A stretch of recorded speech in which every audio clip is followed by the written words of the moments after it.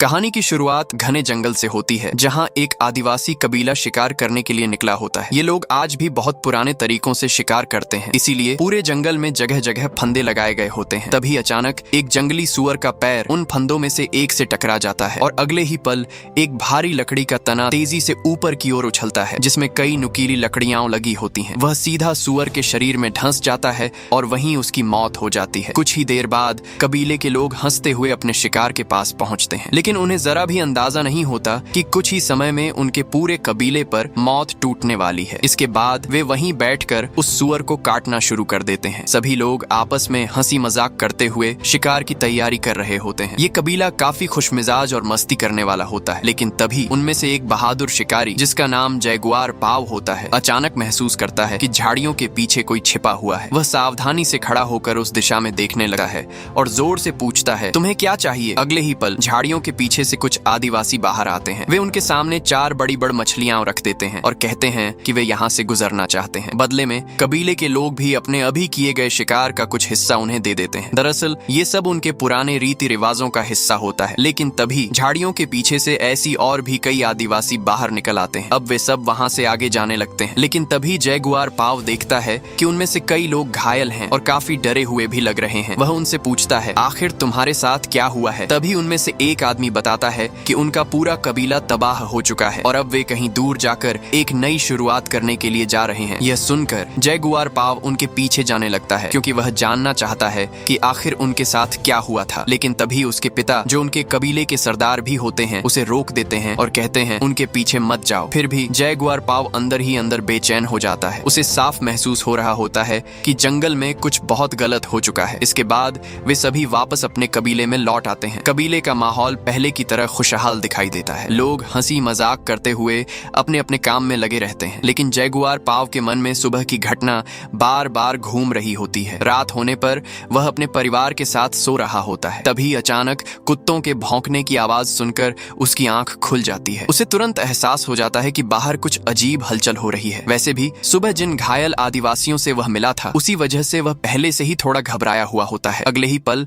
बाहर का दृश्य दिखाया जाता है, जहां एक बेहद खतरनाक और खूंखार आदिवासी अपने साथियों के साथ कबीले पर हमला करने के लिए पहुंच चुका होता है। उसके बाकी साथी पेड़ों के पीछे छिपे हुए होते हैं और इशारा मिलते ही मशालें लेकर बाहर निकल आते हैं। जैगुआर पाव भी खतरे को समझ जाता है। वह तुरंत अपने घर से बाहर निकलता है और अपने परिवार को लेकर वहां से भागने लगता है, लेकिन तभी हमलावरों में से एक आदमी उसे देख लेता है। जैगुआर पाव उससे भिड़ जाता है और उसे मार गिराता है। इसके बाद वह अपने परिवार को लेकर तेजी से जंगल की ओर भागता है। कुछ दूर जाने के बाद वह उन्हें एक गहरे कुएं के पास ले जाता है। वह अपनी गर्भवती पत्नी और अपने बच्चे को रस्सी के सहारे उस कुएं के अंदर उतारने लगता है, ताकि वे वहां सुरक्षित रह सकें। लेकिन तभी हमलावरों में से एक आदमी उन्हें देख लेता है। यह देखकर जैगुआर पाव जल्दी जल्दी अपनी पत्नी और बच्चे को नीचे उतारने लगता है। जैसे ही वह खुद भी नीचे उतरने वाला होता है, तभी एक आदिवासी वहां पहुंच जाता है और जैगुआर पाव का पैर पकड़ लेता है। वह आदिवासी नीचे गिरते हुए कुएं के अंदर झांक लेता है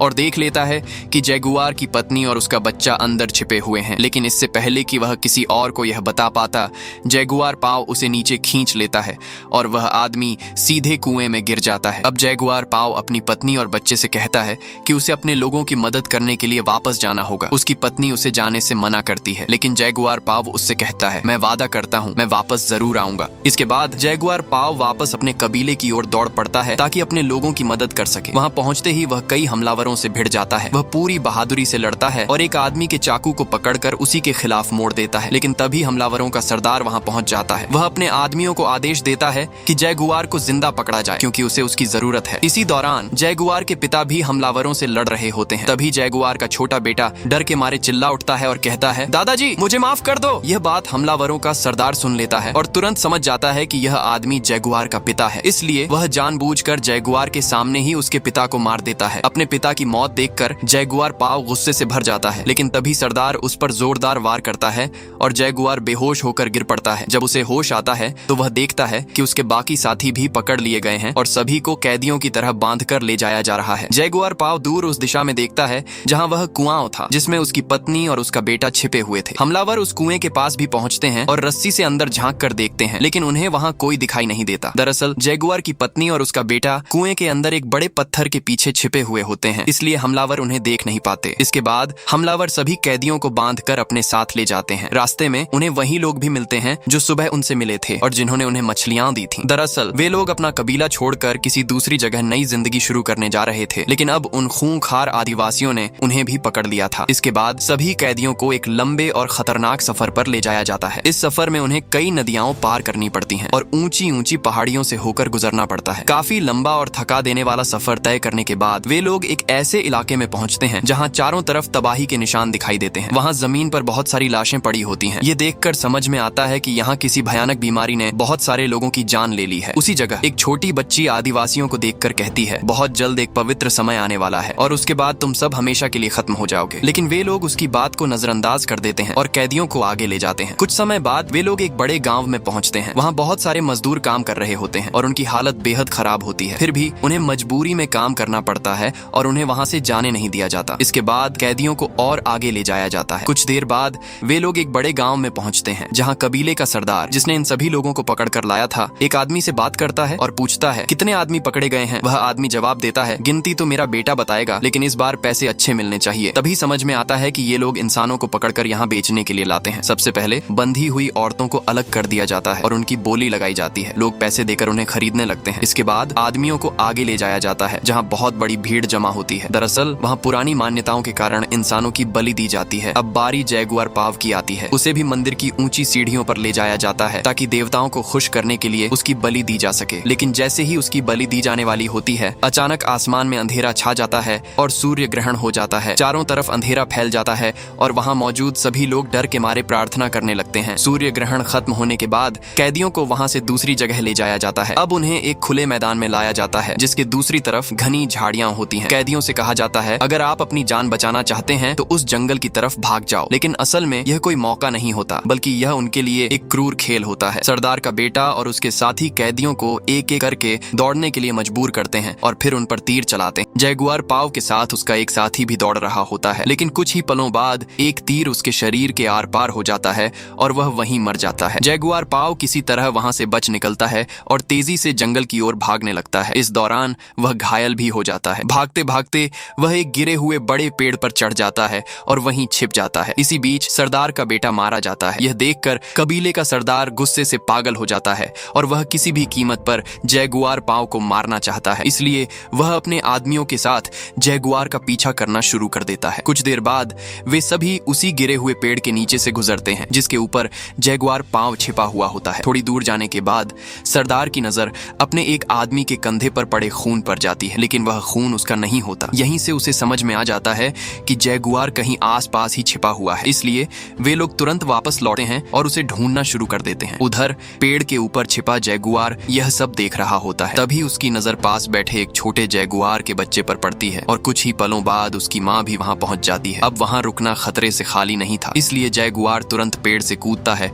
और पूरी ताकत से भागने लगता है। लेकिन अब खतरा दो तरफ से था। पीछे से आदिवासी उसका पीछा कर रहे थे और दूसरी तरफ वह खतरनाक जंगली जानवर भी उसके पीछे पड़ गया था। इसी बीच अचानक एक आदिवासी उनके बीच आ जाता है जो जैगुआर को मारना चाहता था, लेकिन जंगली जानवर सीधे उसी पर हमला कर देता है और उसे मार डालता है। इस मौके का फायदा उठाकर जैगुआर वहां से निकल जाता है। फिर भी उसका पीछा खत्म नहीं होता। कुछ दूर भागने के बाद अचानक उसके सामने रास्ता खत्म हो जाता है। उसके सामने एक बहुत ऊंचा झरना होता है। नीचे कूदना लगभग मौत थी और पीछे मुड़ना की मौत। इसीलिए जैगुआर बिना सोचे सीधे झरने से छलांग लगा देता है। किस्मत ने उसका साथ दिया और वह नीचे गिरकर भी बच जाता है। किसी तरह वह किनारे तक पहुंच जाता है। जब वह ऊपर देखता है तो कबीले का सरदार और उसके आदमी ऊपर खड़े उसे देख रहे होते हैं। लेकिन अब जैगुआर अपने ही जंगल में आ चुका था। वह जोर से उन्हें ललकारता है, मेरे दादा ने यहाँ शिकार किया था, मेरे पिता ने यहाँ शिकार किया था, मैंने यहाँ शिकार किया है और मेरे बच्चे भी यहीं शिकार करेंगे। अगर हिम्मत है तो नीचे आकर मेरा सामना करो। सरदार के साथ खड़ा एक आदमी उसे रोकने की कोशिश करता है। उसे उस छोटी बच्ची की भविष्यवाणी याद आ जाती है कि एक आदमी उन्हें जंगल में ले जाएगा और वहीं उनका अंत होगा। लेकिन सरदार गुस्से से पागल हो चुका था और उसी गुस्से में उसने अपने ही आदमी को चाकू मारकर वहीं खत्म कर दिया। इसके बाद बाकी आदिवासी एक एक करके नीचे कूदने लगते हैं। उनमें से एक आदमी नीचे गिरते ही मर जाता है, लेकिन बाकी किसी तरह बचकर नीचे पहुंच जाते हैं। उधर जैगुआर पाव वहां से आगे भागता रहता है। भागते भागते अचानक उसका पैर फिसलता है और वह सीधे एक दलदल में जा गिरता है। कुछ पल के लिए ऐसा लगता है कि वह वहीं फंस जाएगा, लेकिन किसी तरह वह खुद को खींचकर बाहर निकाल लेता है। अब उसके पूरे शरीर पर कीचड़ लगा हुआ था और तभी उसे एहसास होता है कि वह अपने ही जंगल में है, उस जंगल में जहाँ के हर रास्ते को वह अच्छी तरह जानता है। यहीं उसे समझ में आता है कि अब शिकारी और शिकार का खेल बदल चुका है। अब शिकार वह नहीं बल्कि उसके पीछे आने वाले लोग हैं। जैसे ही आदिवासी उसका पीछा करते हुए जंगल में पहुंचते हैं, जैगुआर अलग अलग तरीकों का इस्तेमाल करके उन्हें एक एक करके खत्म करना शुरू कर देता है। सबसे पहले वह उनके ऊपर मधुमक्खियों का छत्ता गिरा देता है। इसके बाद वह एक आदमी को जहरीले तीर से मार देता है। इसी दौरान उसके सामने वही आदमी आ जाता है जिसने उसके पिता को मारा था। दोनों आमने सामने खड़े हो जाते हैं। वह आदमी अपने हथियार के साथ उसकी तरफ दौड़ता है। जैगुआर भी तेजी से अपने हथियार की तरफ बढ़ता है और घुटनों के बल फिसलते हुए उसे उठा लेता है। उसका दुश्मन अपने वार से चूक जाता है, लेकिन जैगुआर का वार सीधा लगता है और अगले ही पल वह आदमी भी वहीं ढेर हो जाता है। इसी समय आसमान में बादल घिर आते हैं और तेज बारिश शुरू हो जाती है। उधर जैगुआर पाव की पत्नी और उसका बेटा अभी भी कुएं के अंदर फंसे हुए होते हैं। कुएं में लगातार पानी भरता जा रहा होता है। इसी बीच उसकी पत्नी को प्रसव पीड़ा शुरू हो जाती है, यानी अब किसी भी समय बच्चे का जन्म हो सकता है। इसी दौरान जैगुआर पाव भागते भागते वापस उसी जगह के पास पहुंच जाता है। उसकी पत्नी और बेटा उसे देखकर ऊपर से आवाज लगाते हैं, हमें यहाँ से बाहर निकालो। लेकिन तभी पीछे से 3 आदिवासी और वहाँ पहुंच जाते हैं जो उसका पीछा कर रहे होते हैं। उनमें से 2 आदिवासी कुएं के पास रुक जाते हैं और नीचे झांक कर देखने लगते हैं। तभी उन्हें कुएं के अंदर जैगुआर की पत्नी और उसका बच्चा दिखाई दे जाता है। उधर कबीले का सरदार लगातार जैगुआर का पीछा करता हुआ उसकी तरफ बढ़ रहा होता है। भागते भागते अचानक जैगुआर एक जगह रुक जाता है क्योंकि उसकी नजर जमीन पर पड़े एक पुराने फंदे पर पड़ती है। तभी कबीले का सरदार भी वहां पहुंच जाता है। अपने बेटे की मौत का बदला लेने के लिए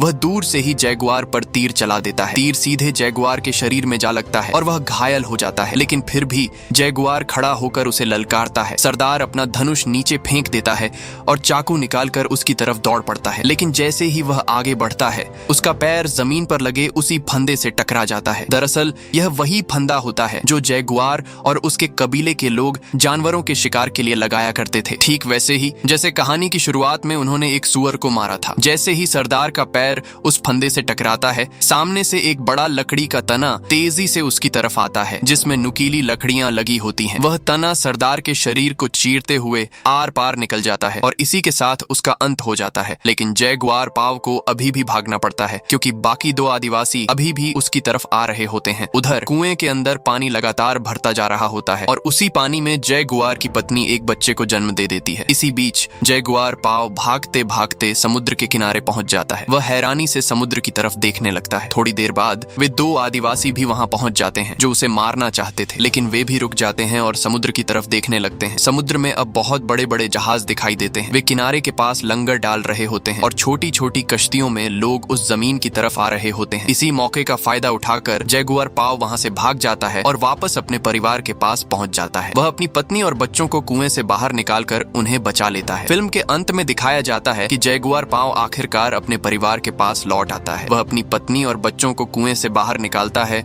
और उन्हें लेकर जंगल की तरफ बढ़ने लगा है, लेकिन तभी उसकी पत्नी समुद्र की तरफ देखती है। दूर समुद्र में कुछ बहुत बड़े जहाज दिखाई दे रहे होते हैं और उन जहाजों से छोटी छोटी नावों में कुछ लोग किनारे की तरफ आते नजर आ रहे होते हैं। जैगुआर की पत्नी उसे देखकर पूछती है, क्या हमें उन लोगों के पास जाना चाहिए? जैगुआर कुछ पल उन जहाजों को देखता है, फिर धीरे से सिर हिलाकर मना कर देता है। वह कहता है, नहीं, हमें जंगल में जाना चाहिए, वहीं से हमें फिर से एक नई शुरुआत करनी होगी। इसके बाद जैगुआर अपने परिवार को लेकर वापस उसी जंगल की ओर चल पड़ता है जहाँ से उसकी कहानी शुरू हुई थी। उधर समुद्र के किनारे खड़े वे अजनबी लोग दरअसल यूरोप से आए हुए खोजी थे और इतिहास बताता है कि उनके आने के बाद यहाँ पूरी दुनिया बदलने वाली थी। लेकिन उस वक्त जैगुआर पाव को बस एक ही चीज की परवाह थी, अपने परिवार को बचाना। और शायद यही वजह है कि यह फिल्म सिर्फ एक कहानी नहीं बल्कि इंसान की हिम्मत, परिवार और जिंदा रहने की जिद बन जाती है और ये कहानी यहीं खत्म हो जाती है। वीडियो पसंद आई हो तो इसे लाइक करके चैनल को सब्सक्राइब कर लेना।